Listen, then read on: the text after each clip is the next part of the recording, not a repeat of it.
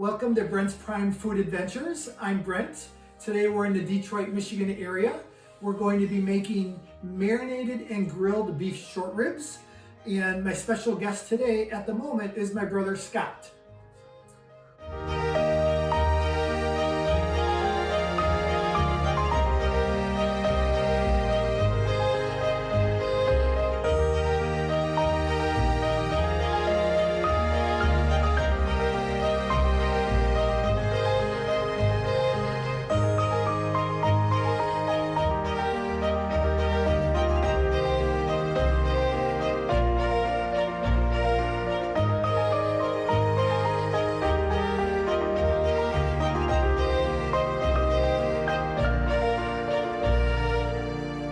What I'm going to do first is I'm going to talk about the different kinds of beef ribs that are out there, and I'm going to talk about the different ways that beef ribs can be prepared, and then we'll go and do my specific or our family recipe, which is what the episode is going to be about today.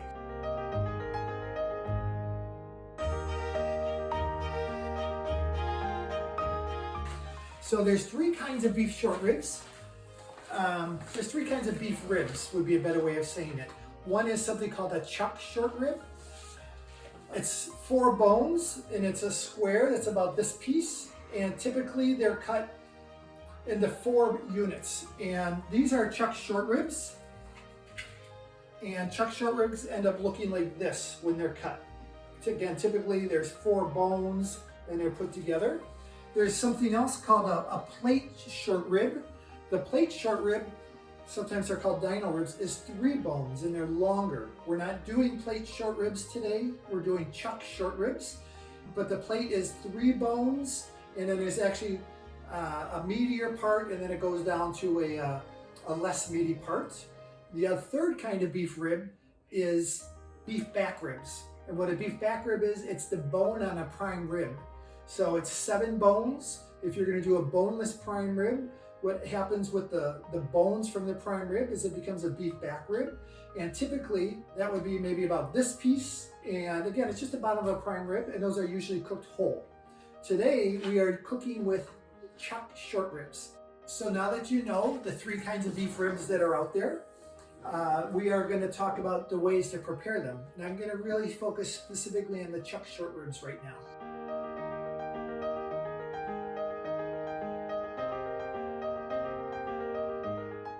So one way to cook the chuck short ribs is the 4 bones all together, and it's one giant piece. And you would cook those low and slow, just like you would a pork spare rib or a lamb spare rib or any other kind of spare rib. There's also the most common way to cook a short rib is braising. The short rib is part of the shoulder. It's part of the chuck. That's why they're called chuck short ribs. And you have to cook them low and slow. The shoulder is part of the cattle, which is used a lot. So there's a lot of muscle tissue and sinew in it. And if you're gonna cook the shoulder, even if you're making a pot roast or something from the shoulder, you need to cook it low and slow, or you need to marinate it first. Otherwise it's gonna be tough and it's going to be chewy. That's just the nature of the cattle when it's walking. That's why the meat's not as tender. So braising is the most common. Another way is something called Korean short ribs, and that's a flanken style is what that is. And what the flanken style is, it just means that the rib is cut in a different way. So as I told you, if there's 4 bones here in a short rib and they kind of look like this, it's cross-cut. It's cross-cut this way, and they're about a 1/2 inch thick. And then you can make a Korean style short rib. The 4th way to cook short ribs is the way you're going to see today, and it's a Martyniak recipe. Again, my background, my family has owned a gourmet meat market for over 60 years. It closed last year. My father was the initial founder in 1961. It was called Raised Prime Beef back at the time. And this is my father who's passed. This is my father's special recipe. My father knew more about meat than anyone else I know. He was a meat cutter. He owned gourmet meat markets, plural. And he's the one that designed this recipe. My whole life I've been eating beef short ribs. We would marinate them, we would grill them, we'd hit them with a little bit of barbecue sauce. That's what we're going to be doing. I had no idea that it was unique or special, but the reality is I don't know anyone in the world who marinades and grills beef short ribs like we're going to do today. So I'm sharing with you a Martyniak, it's our last name, a Martyniak recipe that's been in our family for generations and is unique and absolutely delicious.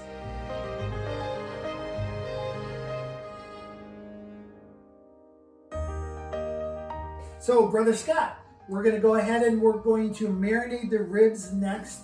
So today is Thursday. We are not cooking the ribs, grilling them until Saturday. This is a 2-day marinade process. So I want to talk a little bit about marinating. Why do you marinate to begin with? Well, sometimes people marinate just for flavor, but the reality is we are marinating these ribs because we're breaking down the tissue. Scott, what do you usually, what in a marinade helps break down the tissue? Well, we're using an Italian dressing, zesty, that has vinegar in it. Yes. It's the number one ingredient. So every marinade typically has vinegar or some kind of wine. It could be a red wine or a white wine. Or some of the marinades you might see for seafood have a citrus in it. But all of those are acid. The key word is there's an acid. So whether it's a vinegar or a wine or a fruit like a lemon, it's the acid that's in the marinade that breaks down the tissue and allows it to become more tender. So if we didn't marinate the ribs, these would be much tougher. And we're at the age where we don't want that. Here, if I'm going to show, Scott, can you show some of these too? Sure. So we have 32 different short ribs. And as you look at these, a couple of them have some fat that we're just going to trim off. We can leave this on. You know, in our butcher shop, we never left the fat like this. It came pre-trimmed. They came pre-trimmed, but we're not at our butcher shop anymore. We're not at our meat market. So one of the things I find myself doing, it could even be a steak or a roast, and when I bring the meat home, is I'm going to go ahead and trim a little bit. So I have here a couple knives. Scott sharpened them with the steel for us. Scott, how long did you work at the meat market? It was family owned and operated. I have 6 siblings. We all grew up working in it. How long were you there? I started when I was 5, washing windows and pushing a broom for hot dogs, and that was how I was paid, and that was 1966. So if you were paid in hot dogs, this might be a family controversy. I actually made $0.25 an hour when I started in 1967 as a 5-year-old. I had to negotiate my way up to get $0.25 an hour. And if anybody thinks we're kidding, we are not. No. I have Social Security income going back to 1967. Might even be 1968, I don't remember. And it was $0.25 an hour. So when I get my Social Security statement, I was literally, truly 6 years old and had taxable income. Yeah. And my joke is that there were 6 kids in our family, and Dad was growing his own employees. Oh yeah, that's not a joke. We all worked there. Yeah, we all worked there. That's right. So, and how many years did you put in before you moved away? Right away. Off and on, just how? At least 35, off and on. Yeah. I came back in college, did special events. We did Grand Prix type things and festivals. Mm-hmm. And then I also did some catering, helping out the family with catering. Yeah. And handing out samples at Christmas and Thanksgiving. Absolutely. And you continued to do that your whole life. Correct. I mean, even though you were away from the business, right? We get what we call the Friends and Family program when we would cater. If we needed a bunch of employees, like all of a sudden, oh, we got 2 weddings, we need to have 8 employees, 10 employees. We put the call out to Friends and Family. Also, during the holidays, we would do everything we can to get as many workers in the store. We were so busy. And Scott was great at sampling. One of the items that Scott would sample was the award-winning hickory smoked kielbasa. And that's a episode you can see. If you haven't seen it yet, you can also pull that one down. My son Tyler and I made the award-winning hickory smoked kielbasa in Chicago. So that recipe is available on YouTube as well. Scott, just for kicks, tell us how you would, when you would sample, what would you say when people would come in and we'd have the kielbasa in a little pan with toothpicks in it? Right, and I would tell people, well, a lot of times kids didn't necessarily know what it was and didn't want to eat it, but I told them it was like a hot dog, but better. And then the customers that actually bought the kielbasa got an extra sample piece because they were paying customers. So yeah, we moved out a lot, 300 pounds a day. Yeah, we would sell. I talked about that in our kielbasa episode when my son Tyler and I made it. We'd sell thousands of pounds on those busy holidays of kielbasa. And it really was delicious. So another family recipe here today. So I am going to, again, I'm just gonna maybe show you with one or two. And these are chilled. I don't want you to think just because you see them on the counter that these were at room temperature. But we're just gonna cut off that fat. Sometimes I save fat and I use it for stock, but this is really just straight fat. And there's not gonna be anything that we're gonna do with this. So here we are trimming the short ribs that should have been trimmed better. You wouldn't get them like that from our store, but these are nice. So here are the beef short ribs. We have 32 of them. How many times, he has a wonderful backyard, and it happens to be Labor Day weekend. So anytime we have the summer holidays, as much as possible. I came in from Colorado. You may or may not know I live in the Boulder, Colorado area. And we're going to have a family barbecue in Scott's backyard. Right. Scott, how many of these barbecues have you and your wife Mickey hosted? Well, doing the short ribs dozens of times. So we got this down pretty good now.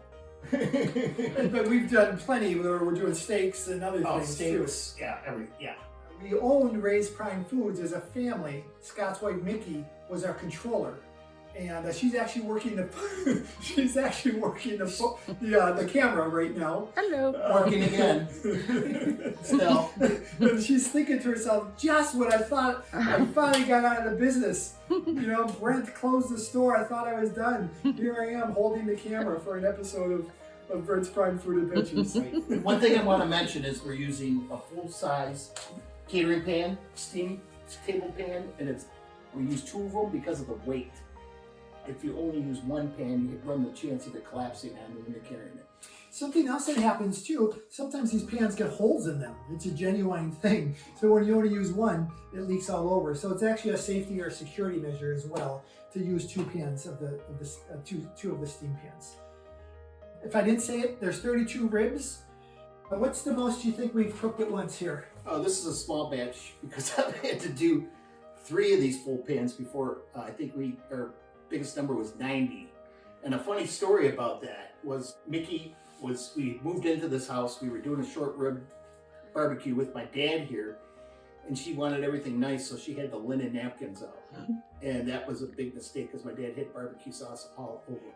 So, Scott, go ahead, feel free, just do it like you normally would. Well, I start with a base of zesty Italian salad dressing.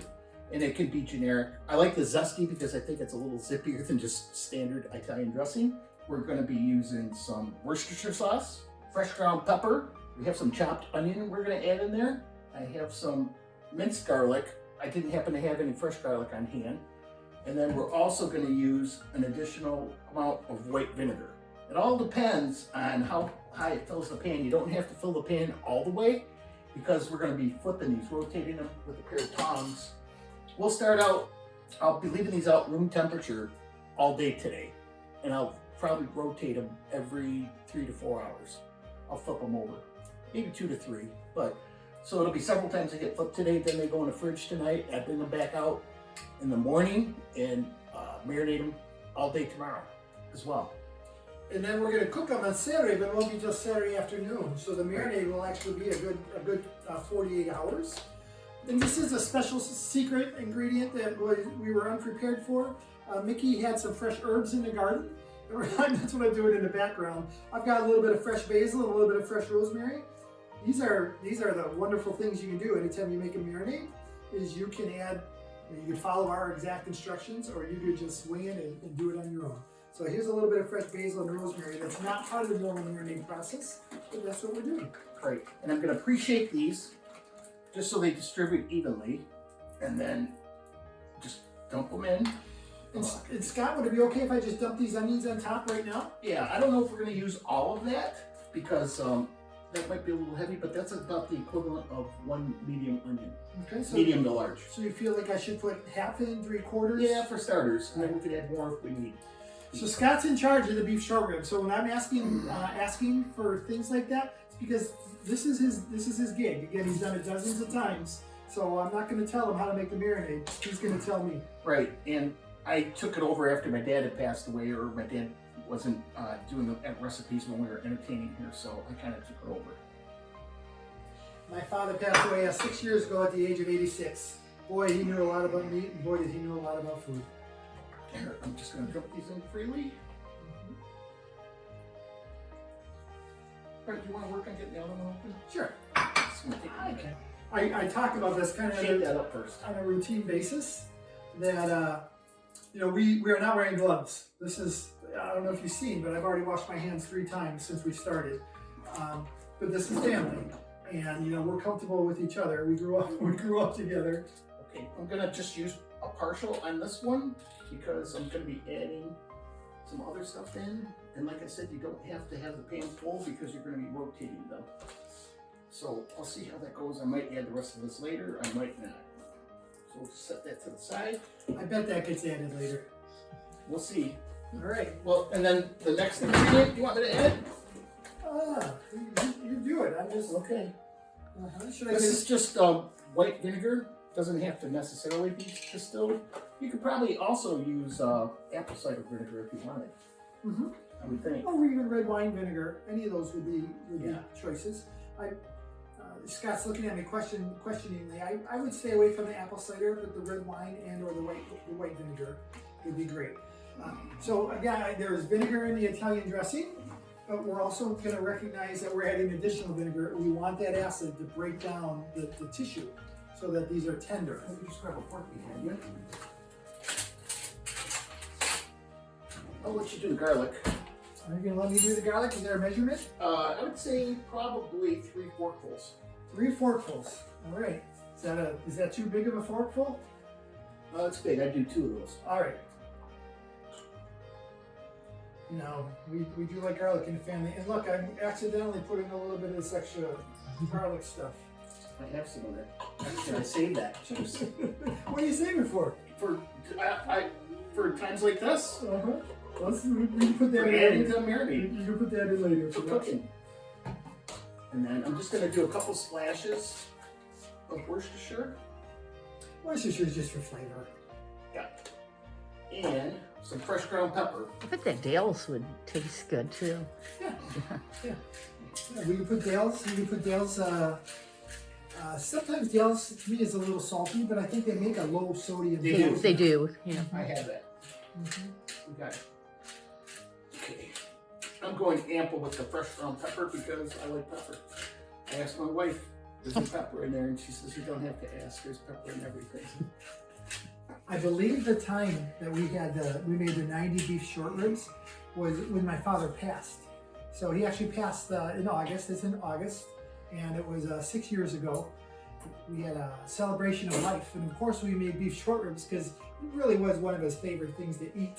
And so we had probably 30 people here. There's 6 brothers and sisters.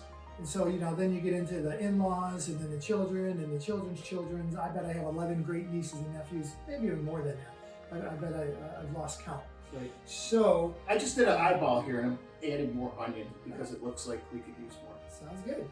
So then we made beef short ribs kind of in his honor. And I think that's when we had the 3 pans full. What we're gonna do is I'm gonna actually flip these now, so it'll disperse all the ingredients that we just put in the pan. And I always use a pair of tongs. It's just easier to handle them. So this helps mix all the ingredients that we just added also. And if you feel like this is tricky in the pan, wait till we get them on the grill and we start tossing and flipping them. Yeah, Then it's challenging. Then it becomes a real science. So you'll see that the ingredients are getting dispersed. Well, actually, I'll move the arrow a little bit too. And flip the ribs. Oops. Yep, oopsie. I told you it's tricky. It's like that Pretty Woman episode with the snails. Okay. Slippery little All I do is sucker. mess up kitchen, guys. I come to people's homes and I mess up their kitchen. Okay, I think we're good. So now I'm the man behind the camera, and here's Scott. Let's take a look. We're going to do a close-up here. I'm hungry already, Scott. I got to wait 2 days. I know. I can't wait that long. There might be a couple less by the time it gets to Saturday barbecue time. So again, what Scott has said, he's going to leave these out at room temperature. We're fine with that. It's, in the afternoon right now. He will flip them Probably 2-3 hours. every 2 or 3 hours. And then, whatever, until I'll cover them and put them in the fridge, probably 9 o'clock tonight. As an extra fridge in his garage, which is what you should have. And you don't have to make 32. You could just make 4 or 6 or 10. Just adjust the ingredients accordingly. So now I'm in Scott and Mickey's backyard. This is the calm before the storm. But this is the reason why Scott and Mickey are such good hosts, is they have a wonderful backyard. There's that little fountain back there. We have tables. We have of course the fire pit.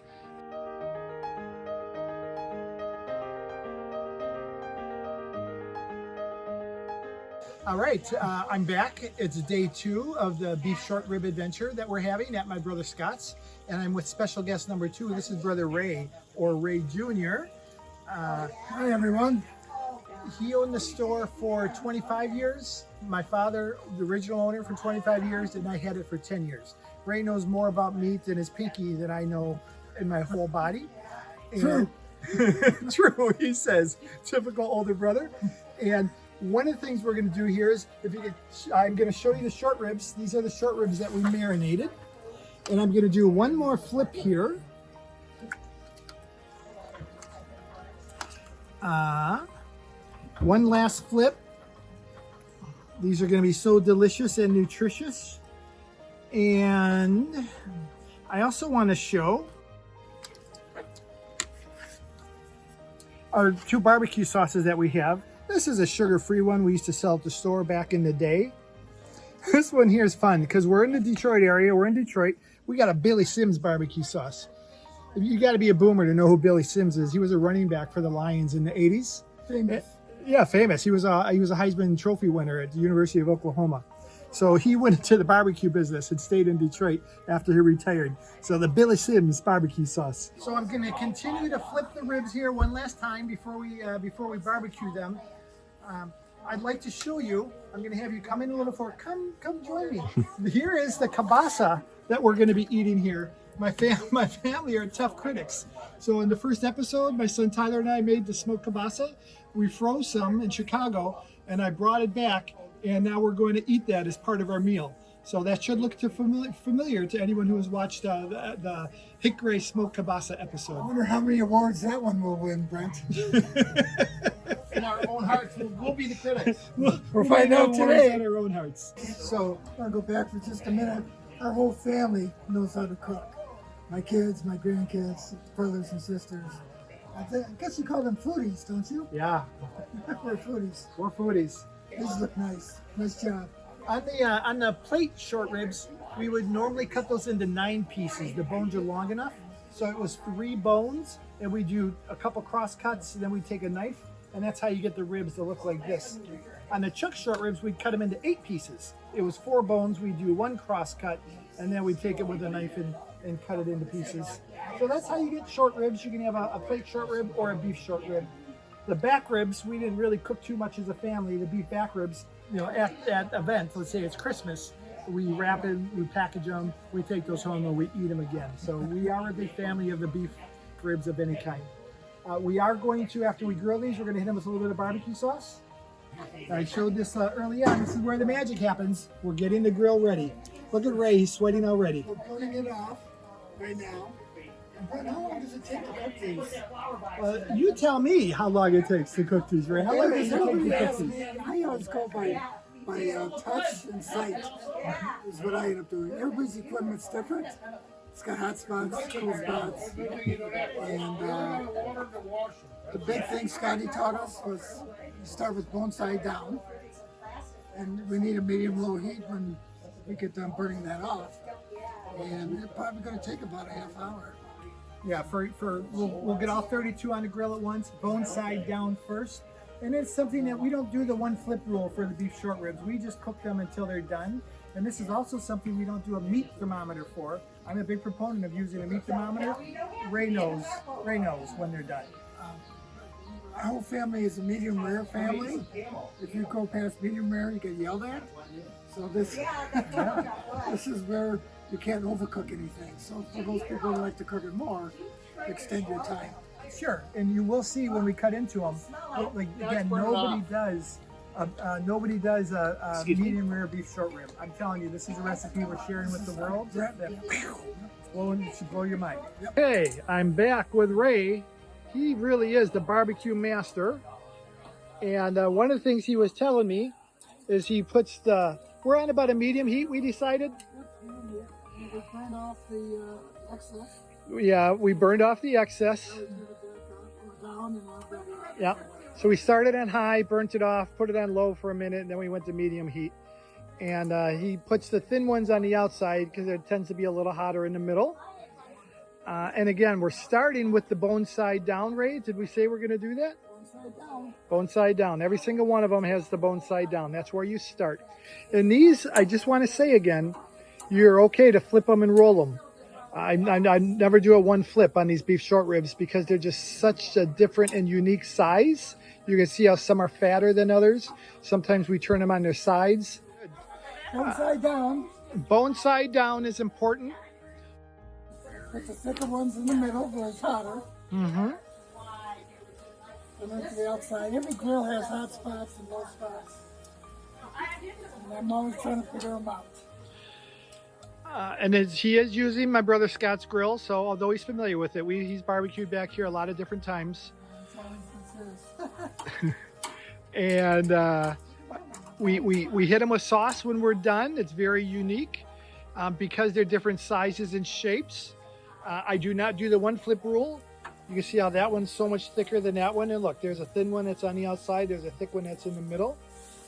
Thick ones are in the middle. And right now, look, they're out of the marinade. Do we save that marinade at all? No. No.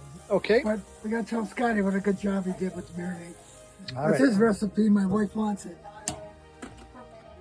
Well, Jackie, Ray's Since wife. I've been married, my wife says I've been holding out. She's never had a beef short rib cooked like this before. And she thinks I'm hiding them from her because our family likes them so well. Well, Ray, I will say that from this point on, the recipe will be on YouTube. Okay. I'll look it up. It's downloadable. Boom chakalaka. It'll be that easy. First time taking a look. I want to say the grill is set on low. Normally when I cook beef, I am cooking on a medium or a high temperature, getting the sear in. This is a low and slow. Yeah. Look what side is warmer. For a grill, yeah, low heat for beef is a little unusual, but we're not in a rush. And again, this is they're so thick that you really can't cook on high heat. Because if you cook it on high heat, then you just the middle will be raw. So that's why we do it the way we do it. All right, now we're spritzing. We're putting the fire out. This is a smart way to do it. The little water bottle. This is the flame from the grease and the marinade, oil and the marinade. Yeah. So it's always saying you have one of these. So, over here I gotta move them. Oh, I'll say that again. It's the fat in the ribs. Remember, the fat is the flavor. And also, we have oil that was in the marinade that's causing the flame here, and it's to be expected. We also have here a little chicken. Because these ribs take so long, Ray said half an hour. I'm thinking more 45 minutes. Close to an hour, really. Yeah, close to an hour. So, yeah, that makes sense. I'm going to say that again.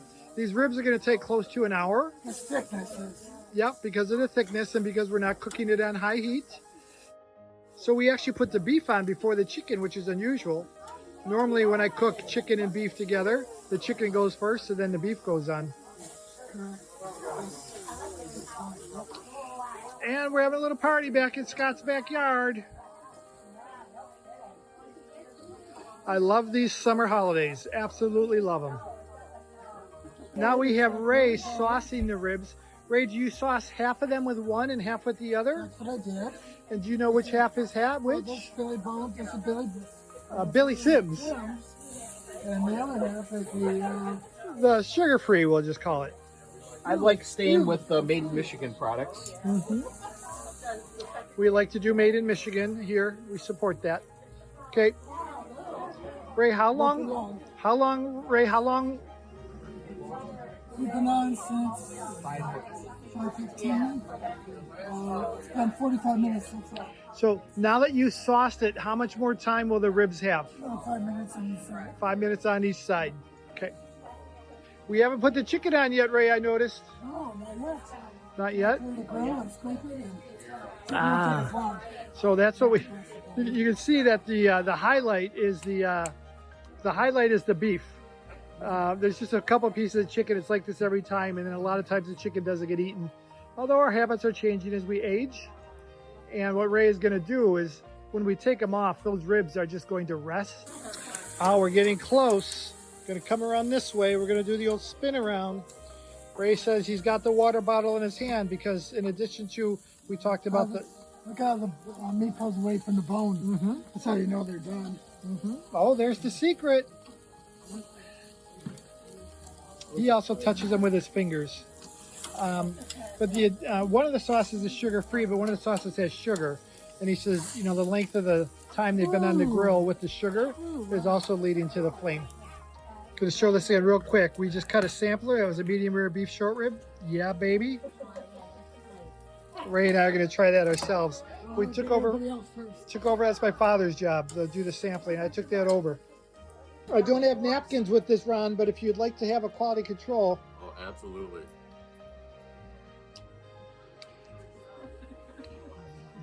What is this? Oh, is this at kielbasa? No, you know these are the beef short ribs, So how John. many pounds did you make?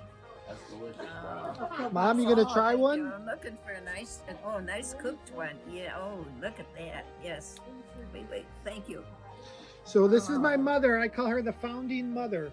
She was there when the store opened in 1961. That's pretty tender. Coming on, Sherry. Here we go. I'll take a rare one. Thank you very much. Okay, we're trying samplers. I gotta get some sauce on here. Hold on, please.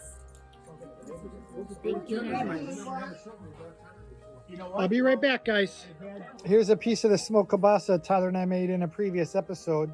We are going to try it and see what the family thinks. So here we are with Ray. He's going to try the kielbasa that we just that we made and see if it compares to what we did at the store. Ray? I have not had kielbasa this good since we closed the shop. Yes. Great job, you guys. Yes. And you know the recipe. It's the Hickory Smoked Kielbasa, award-winning smoked kielbasa episode. Yep. Wow. You too can make kielbasa like this and short ribs that we're going to have. Okay, here's our short ribs. Here's our beans that we're having. There's our kielbasa that we cut up. The chicken that nobody's going to eat. A little potato salad, macaroni salad. We come over here. Michigan sweet corn, you guys, is just delicious. We love Michigan sweet corn. And then some cornbread. Cheers.